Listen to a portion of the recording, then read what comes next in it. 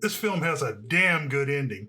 Edmund O'Brien is at the top of his game, playing a decent fellow who turns to crime and claws his way to the top.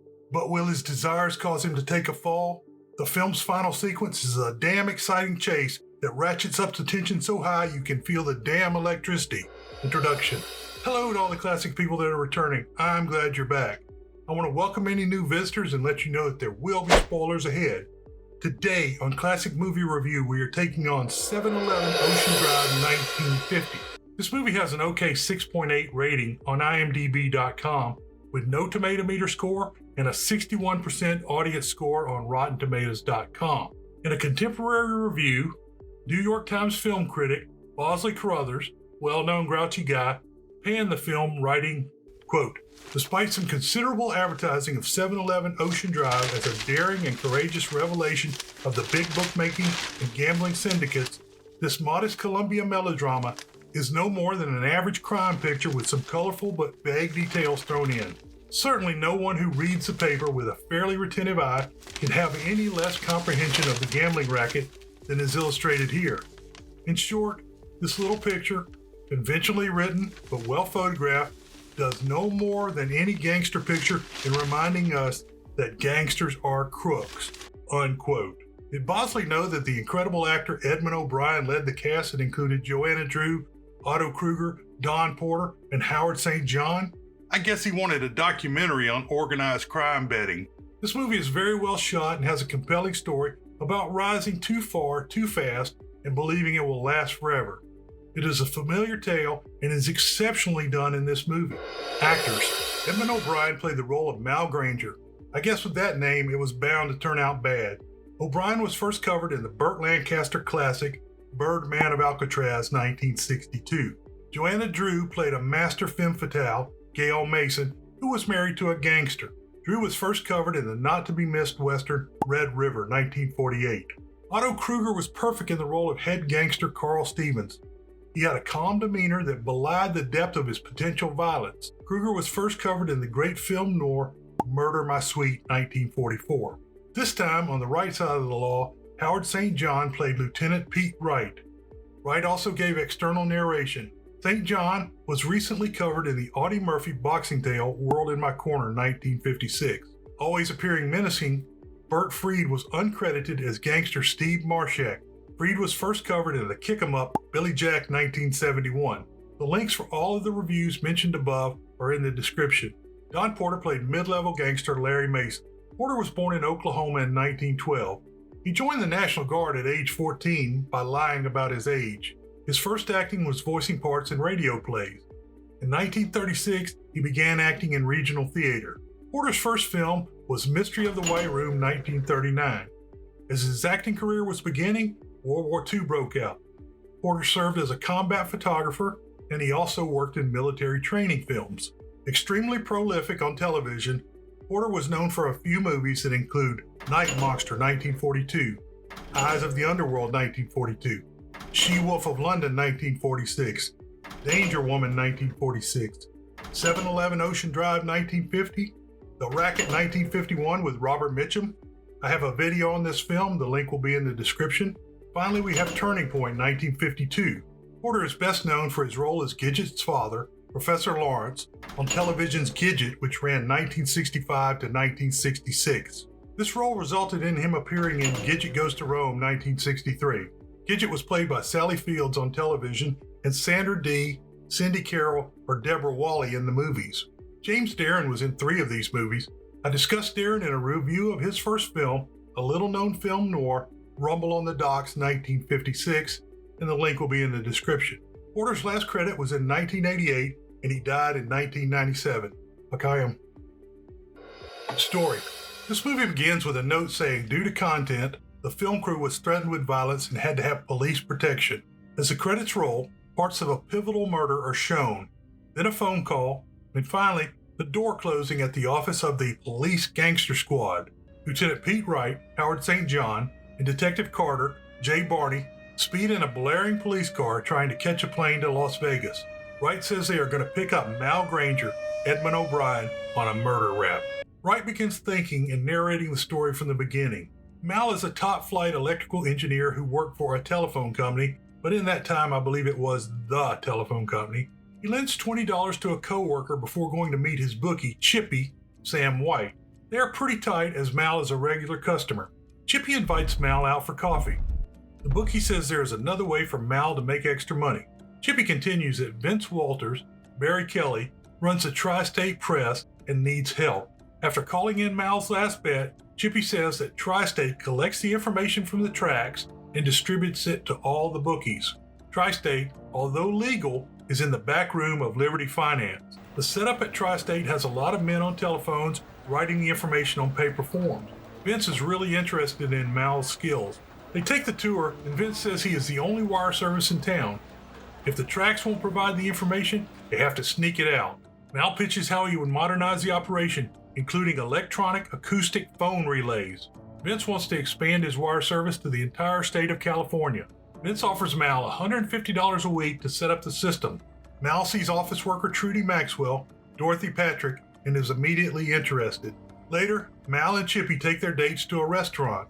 Mal states to his date that he is not the marrying kind. Vince and Trudy arrive at the restaurant. Chippy tells Mal that Vince also runs a check cashing service for bookies. In the back room, Vince threatens to cut off a bespectacled bookie, Weiss, Sidney Dubbin, who owes him $3,000. Mal goes and starts macking on Trudy. Vince comes back and runs him off. It is at this time that Lieutenant Wright joins the gangster squad. Not knowing that Tri-State is legally operating in the back, Wright is ordered to check up on Liberty Finance. Mal implements massive improvements, and Vince's take goes up incredibly. Mal then moves into getting the information out of reluctant tracks. He wires an old man with an earpiece and transmitter. Mal and Trudy go to the track to preview her signaling method, which are fingers against a white purse shown to a spotter in a nearby house. The police arrest Trudy, but the electronic method works. Mal mentions he wants more of the money coming into Vince. Mal continues to make innovations to stay ahead of the police. What's that? That spring needle sets up the circuit. The wires on your leg run to a low-frequency carrier transmitter. The batteries are right in that case. And we put this telegraph key in your right pants pocket. I'm left-handed. Mal has a plan to get his share of the money. One day, he takes Trudy out to lunch. Shortly, Mal gets word that the wire system is down and that the old man has been picked up. Mal won't help Vince until he agrees to cut him in for 20% of the business. Mal has increased Vince's take 5 times, and he now controls the entire state. Vince accepts Mal's offer. Lieutenant Wright and the gangster squad have been arresting bookies, but have been unable to get to Tri-State. At a local drive-in restaurant, Mal and Chippy collect payoffs from bookies as the police watch. The bespectacled bookie, Weiss, comes late, and his payoff is light. Mal gives him until 3 p.m. to bring the loan payment to Vince.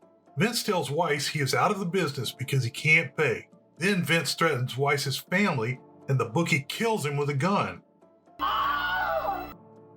He fires at Mal but misses. Mal is interrogated by the gangster squad after Weiss is found dead in his car from a self-inflicted wound. Lieutenant Wright tells Mal to get out of the business because they all end up like Vince. Mal then throws away his telephone company badge, showing he is all in for the criminal life. Later, Mal swims with his dog at the beach. Shortly after he goes inside, Trudy arrives. Trudy gigs Mal for all the expensive things he is buying and about his treatment of old friends. Mal tells Chippy that he will never marry Trudy. Chippy lets Mal know that the bookies are fussing about the new rates he is charging. He also warns that the mafia types would soon come after his outfit. In an office in Cleveland, National Wire Service gangster boss Carl Stevens, Otto Kruger, and his right-hand man Larry Mason, Don Porter, are having a board meeting. Stevens orders Steve Marshak, Bert Freed, to have their Florida man murdered for stealing from them. The talk turns to Mal. It has been a year since Vince was murdered. Stevens mentions that their syndicate only goes as far as Kansas City. I think it was because it was stopped at Fargo. Larry plans to meet with Mal and convince him it is better to come in with the big boys. Stevens tells Larry to go to California and take his wife along on the trip. Stevens says he will be there in a week. Larry's wife, Gail Mason, Joanna Drew, is crazy drunk in some bar and flirting with some random guy. When Larry shows up, the rando takes a powder. Back in California, Mal goes to a minor league baseball game at Gilmore Field. He runs into a bookie who complains about being gouged by the wire service. Larry tries to talk to Mal, but Mal refuses, saying he already knows why Larry is in town. When Mal sees Gail, he agrees to meet with Larry the next day. Mal and Gale watch each other during the game. Mal travels to Palm Springs with Larry and Gale to meet with Stevens. Stevens sees that Mal and Gale are making eyes. Maybe you're taking on too much business, Carl. You ought to take it easy, relax. We're always geared to take on more business. Oh, now, Larry. Mal has every reason to wonder at our sudden interest in him. They tell Mal he can join the syndicate for 50% of his take. In return, Mal will get protection and opportunities with a share of syndicate profits. When Mal and Gale leave, Stevens prevents Larry from following as it is a part of his plan. Mal goes to the bar, and before long, Gale arrives. They dance and make goo-goo eyes. Mal accuses Gale of being part of the setup. She gets mad and storms out. He follows and apologizes. Gale gives her backstory and why she married Larry. They get all kissy face. I guess if they weren't in Palm Springs, it would have started raining after they got in the car. As soon as the National Wire Service is entrenched, they gather all the bookies in a warehouse. Mal announces his partnership, and Larry informs them that they must form a protective association. The bookies will pay dues to the association, which the Wire Service will take and presumably use to protect them from the police and other problems.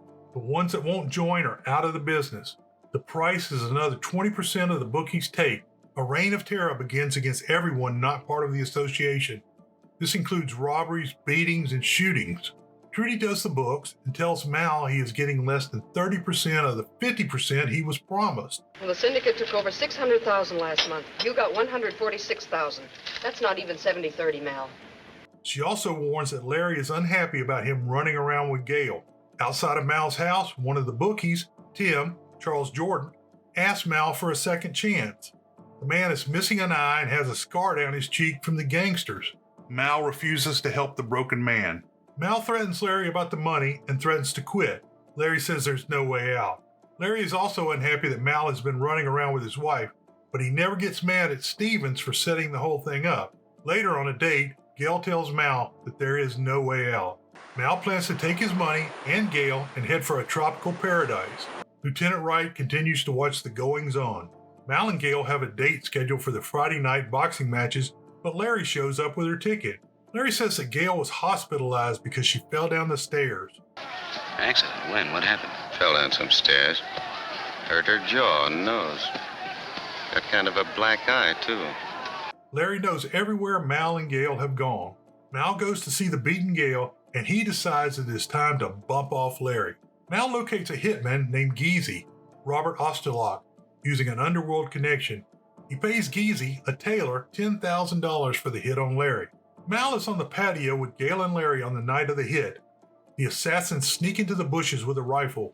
Mal spills a drink on Gale, and they go into the kitchen as Larry is shot. At the funeral, Stevens is suspicious of Mal and the murder. He vows to kill the man who is responsible. Mal tells Gale he had nothing to do with the murder. Mal wants 6 months to gather his money before he and Gale plan to go away. Mal tries to give Trudy a bonus, but she quits the job, suspecting what he had done. Geezy comes to see Mal at his home and demands $25,000 for his silence. Geezy says he will return to the old country when he gets the money. They set up a meeting to deliver the money on the Malibu Pier at 10 p.m. No sooner had Geezy left than Stevens demands that Mal come for a dinner meeting. Stevens tells Mal he will now be in charge of the West Coast. He continues that taking care of the assassin is the most critical task to be handled. Stevens has a list of suspects. Marshak says he knows Geezy from back in Detroit, and he is someone who could have handled a job like this. Mal is internally panicking as he is dismissed from the meeting. Mal drives to the end of the pier where Geezy is waiting. Mal pays the killer, but Geezy is getting pretty greedy and wants to be part of his business. Geezy threatens Gale. When Geezy walks in front of Mal's car, he accelerates and crushes Geezy against the rail, killing him and pushing the body into the ocean. When Mal gets home, Chippy tells that Lieutenant Wright wants him to call. Mal calls Gale in Palm Springs and has her hook up his electronic phone relay. When he calls Lieutenant Wright, it seems the call is coming from Palm Springs, giving Mal an alibi for the time of the murder of Geezy. Lieutenant Wright has the call recorded. Later, Lieutenant Wright sees that Geezy was crushed before he was dumped in the water. When the secretary is transcribing the tape, the cops hear a streetcar horn and know that Mal wasn't in Palm Springs. When Gale sees the newspaper story about Geezy, she suspects he was the killer of Larry and Mal had hired Geezy. Mal slaps her just like Larry would. You hired him to kill Larry, and then you had to kill him. I never thought that you'd But I'd what? murder. Don't say that. I don't like it. Lieutenant Wright orders Mal to the station to hear the sound on the recording. Mal stays cool as they press him about Geezy. Finally, they let Mal go. Gale and Mal pack for an escape to Las Vegas with a bundle of money he has. Mal and Chippy work in Las Vegas to delay the syndicate's wire service fee. In this way, they can make bets after the races have been run, known as pass posting. Mal knew which books the syndicate owned in Las Vegas, and he was going to pass post them. He tapped the main cables of the wire service that led to all the horsepowers, and electrically set their clocks back 2 minutes. They will make long odds bets against the syndicate for races they know the results of. This is precisely the setup used in the Sting 1973, which I have reviewed on audio, and the link is in the description. Gale and Chippy are in the betting parlor. Mal will announce the winner in code over the betting parlor's intercom, and the pair will place the bet. He sends a signal. Both Chippy and Gale make large bets. They do this for the 7th and 8th races in California, because that's the end of the day. Chippy is spotted by former bookie Tim, the guy with the eye patch that Mal wouldn't help get back in the gambling business. The parlor doesn't have the cash, so they give Chippy a check. Chippy gets rid of all of the evidence of their past posting. Mal's plan is to hold up at the Boulder Inn outside of Las Vegas until Chippy cashes the check. Lieutenant Wright tracks down the mechanic, Walter Sandy, who fixed Mal's car after he killed Geezy. Tim the bookie reports to Stevens that Chippy and Mal were in town when the syndicate was taken for $250,000. Stevens now knows that Mal ordered the killing of Larry. Stevens calls Lieutenant Wright. Chippy heads to Las Vegas to cash the check. When he comes out of the bank, he is grabbed by syndicate men. They find his Boulder Inn key and they know where Mal and Gale are hiding. Chippy is sent on a one-way trip. Marshak and another man meet Lieutenant Wright at the airport. Wright and a local sheriff head towards the Boulder Inn. Marshak is placed in charge of the West Coast. Mal and Gale realize that something has happened to Chippy and head out towards Las Vegas. Lieutenant Wright and Mal see each other on the road. Both cars turn around and head for Boulder Dam, which at the time of this movie was being called by the correct name of Hoover Dam. We'd better head for Boulder Dam. Once we're across the dam, we're in Arizona. We'd never make it into Vegas now. The dam feds set up a roadblock as Mal and Gale try to escape across the dam into Arizona. Mal and Gale jump on a dam tour and try to reach Arizona through the dam. We're now standing in a portion of the dam that's 457 feet thick. The pair jump off the dam tour and try to make their way along the dam stairs and tunnels. Lieutenant Wright spots the dam couple and heads after them. Gale breaks down from running in her damn high heels and stops. Mal promises to return for her. I can't go any further, Mal. I just can't. You've got to. Come on. Gale is caught by the police. Mal goes on alone and climbs some dam inspection stairs.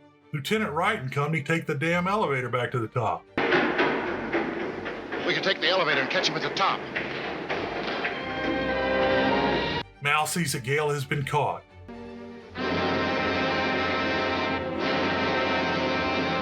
He tries to shoot it out with the police, but he is shot down like a damn dog. The movie ends saying this all resulted from $2 bets. I want to thank all my supporters out there, and especially my super supporters. This month it's Rambling RJ and David R. Thanks a lot, it is much appreciated. Conclusion. At one point in the film, Mal Granger, Edmund O'Brien, is shown coming out of the ocean and playing with his dog. I have always assumed that this is the 7-Eleven Ocean Drive mentioned in the title, but it is never said during the film. I habitually call this movie 7-Eleven Ocean Boulevard because of the Eric Clapton album 461 Ocean Boulevard. The credits erroneously say, introducing Sammy White, who played Chippy. However, this was his 5th film. Mal, Edmund O'Brien, Larry Mason, Don Porter, and Gale Mason, Joanna Drew, attend a baseball game in the film. This was shot at Gilmore Field, where the minor league team, the Hollywood Stars, played until 1957 when the Dodgers moved to Los Angeles. The field was torn down by CBS to build Columbia Broadcasting's Television City. I told you this movie had a damn good ending. The actual name of the dam on the Arizona-Nevada border is Hoover Dam, as it is the practice to name dams after the president in office when they are appropriated. When FDR defeated Hoover in 1932, he could not change the name. However, his administration had directives mandating that it be referred to as Boulder Dam in all official correspondence, interpretive material, and signage. In 1947, the name Hoover Dam was restored. World famous short summary: don't use wax wings to fly near the sun. Beware the Moors. Okay, there's some boxes down here. One is a review that I think you'll like, and the other is a playlist related to today's movie.